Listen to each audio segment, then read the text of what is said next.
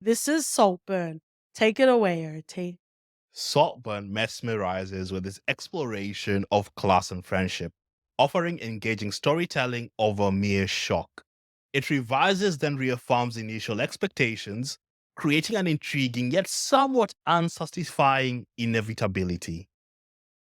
Okay. And do you get off on the unsatisfying inevitability? No. Okay, all right, all right. Can you just quickly sign to me what you're rating it out of 5? 3.5. Same. High five. No, I'm giving it a 3, actually. I lied. If you want, you can take it out of the main edit or you can leave it. Okay. There's so much to. No, do I just read mine? Read yours. Go for it. Okay. I'm getting frazzled. Mm. I'm getting frazzled. A hole in the ground does it to Barry Keegan. An unsatisfying inevitability from OT does it for me, friends and lovers.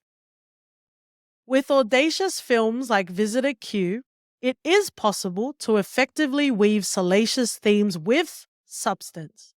While Saltburn demands post-film reaction through shocking scenes or gorgeous shots, I grappled to find the emotional core of this film.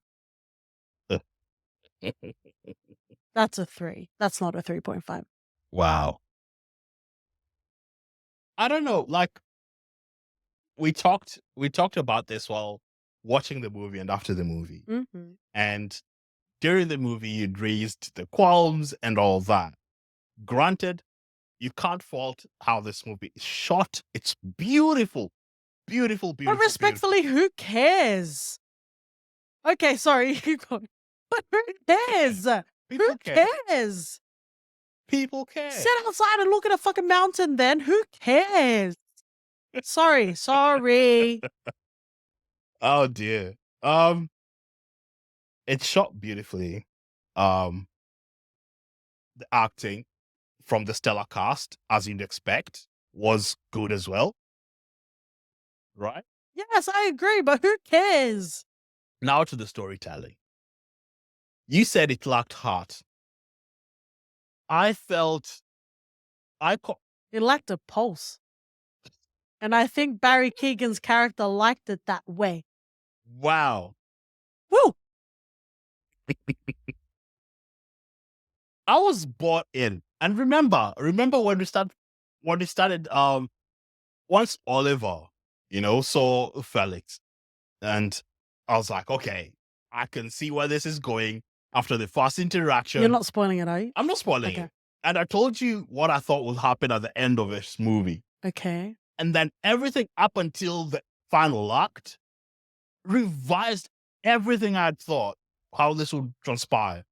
Only for what I thought to happen at the end felt like I was being betrayed and felt like So wait. So like, what are you feeling? How are you feeling? Where are you feeling? the first thing act I was all in. I was First 3 acts. Yeah. Okay. I was with Oliver throughout. I was Okay. experiencing everything he was. Okay. Well, no, maybe not. Cue Creep by Radiohead, friends and lovers. Maybe not. But I was mathematic equation. I was enjoying the movie from a storytelling, but especially if I thought everything that was happening to Oliver or around Oliver, only was I buying it that Mhm. laid the foundation for everything. Even when I was questioning aspects of his motivation, especially with the interaction with the different family members and the friends, Okay. there was still the anchor to who Oliver was at the core and who we were introduced to at the start of the movie that I was holding on to.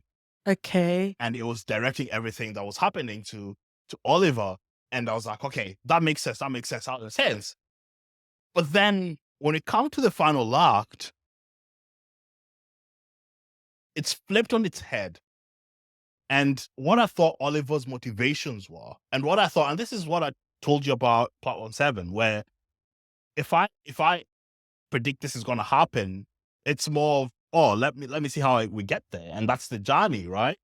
And But I don't think that's a bad thing. No, I think it's natural to exactly potentially see where it could unfold, exactly. right? Yeah. And I said it's not a bad thing. And that's what I enjoy about movies Uh-huh. and watching shows or whatever. But it felt like everything that I had anchored or had bought into, it felt like it was a misdirect, Mm-hmm. or it's a misdirect just to be a misdirect. And Yeah. it wasn't anchored to anything, or at least it didn't anchor to anything I believed was at the core of Oliver's motivations. Uh-huh. And that in itself made it this movie not a 4. And that's why I gave it a 3.5, because I really enjoyed it up until that point where I was like, come on now. It's not the ending, it was the motivations up until. But can I also point something out? Oh. When you initially started discussing and reviewing Saltburn, you're like, oh, it was shot very well. None of your review talks about that. You know why? Because who cares? No one cares. Who needs the aesthetic of a film if it's not going to be bolstered in any sort of substance? But there That's is what I'm substance. saying. But you can keep your semen substance. And that's why, specifically for the shock factor, I said it wasn't even part of, like, I excluded that because I knew exactly how you felt. And that's why I had to highlight it in my review. So again, I might be paying for the sins of my thoughts on Saltburn because this is going to be released in the future. So I'm probably writhing in a bed waiting for Oliver to come and find me in my sploosh places and relieve me of the wisdom tooth pain. Perhaps, right? I'm currently in pain right now, but I experience physical pain watching Saltburn. And I just want to read a tweet that I twote, that I just let me read it and we can go back. You know, it is related to Saltburn, but let me just read it. Film criticism is absolutely subjective from our experiences, and also what criteria we qualify makes a perfect/great film. The fact that this was my thought process watching Saltburn waters down the shock and awe for me. And the reason why I say that is because, actually, you know the best way that I can describe Saltburn? You know how, especially like in Western countries, when you have your literature and your English classes, it's always deeming the Western world like Shakespeare, for example. He's the MVP goat, he's the end all, without acknowledging there are different parts of the world that have and always will have the vehicle of poetry and the arts. Mm-hmm. Right? You're not the center, my guy. And this is how Saltburn feels. It feels very much as I love, rest in peace, Robin Williams, as much as I love, and Ethan Hawke, hello, Ethan Hawke.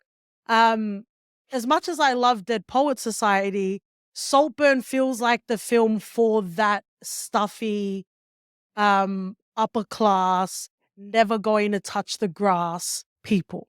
Oh. That's how this feels to me. As if there's any sort of consequence to the everyday marginalized person.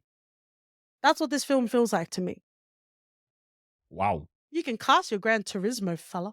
But it doesn't change the fact that a lot of the themes in this film are very, very white. Let's be real. And a lot of these themes are also very, very privileged and are very, very wealthy. So even in your quote, when you talked about, exploring classism, did it though? Did it really though? Did it really do the thing? It doesn't have to explain the lower classes for it to explore classism. I didn't say that, Mr. Titanic. Bruh.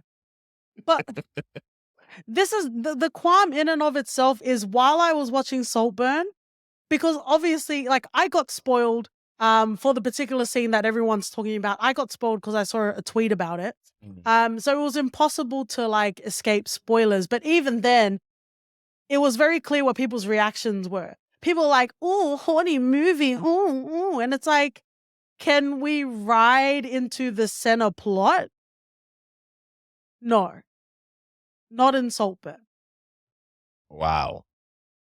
It's frustrating because while I was watching this film, I know why people are going to like it, and there's nothing wrong with again, going back to So my experience, I was like, this is too fucking white. I can't deal with these rich fucking white people talking about shit they don't even know about. I love the queer sort of fluidity in this film. I really enjoyed that. Again, it was still very white queer. Ew. Far out. So that's on experience, yeah. And then the other component that I was mentioning was just things like a preference point of view, like what's your criteria? My criteria isn't aesthetics. I don't care what things look like, right? And I know that's what a lot of people will say. I don't care. I'm not to the level of, hi, Ben, we love you, Ben from Filmbusters. I'm not to the level of Ben when, the whole sort of discourse about sex scenes aren't necessary or they aren't part of the plot. I think a lot of the time it's used as a crutch. But there are moments where sex scenes as well as salacious themes are interwoven with substance and they're actually integral to the plot. And again, that's why I reference Visitor Q, because it's possible to be able to do that. However, the shocking scenes in this film, of course, they're going to garner some sort of reaction. I don't feel like they did anything. And you can go and search subgenres in an incognito browser anyway. Like, why do you need to watch it in this film? What does it do? I want to zoom out for a second. Emerald is the director of Promising Young Woman. Mm. We discussed it on a Patreon. We didn't do it on a main feed. But I found it hard to connect with Promising Young Woman because of the sacrifice to substance for the style. And that's how I felt with Saltburn. And I'm saying a lot, but you're not saying anything. I'm going to throw it to you and you can pick up what I'm throwing up at you, Daddy OT.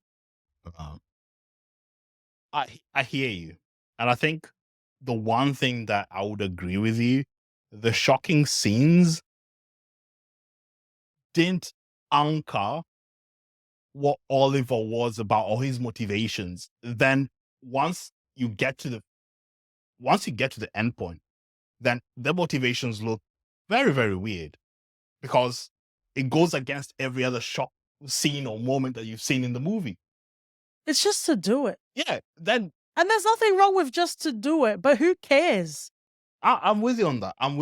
I thought it was anchored to everything that I thought would happen or transpire with this, or at least what I believed was moving Oliver the way he was. But then again, there's duality and people can be more than one thing. So. Well, then why didn't it? If it could, why didn't it?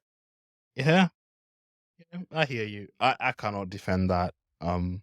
But I think overall, its entertainment value is definitely there. But I can't fault it when it comes to, or I can't disagree with you when it comes to the shock moments and what it played to the overall picture of the movie. Is this the state of cinema? Shocking scenes and gorgeous shots? Yeah. Keep it, babes. I don't need it. What's the point? Who cares? Oh. Nah, bros. Like, honestly, you can keep it. Give me some heart feelings. You know? Is that okay? It sure is. In this world? Mm-hmm.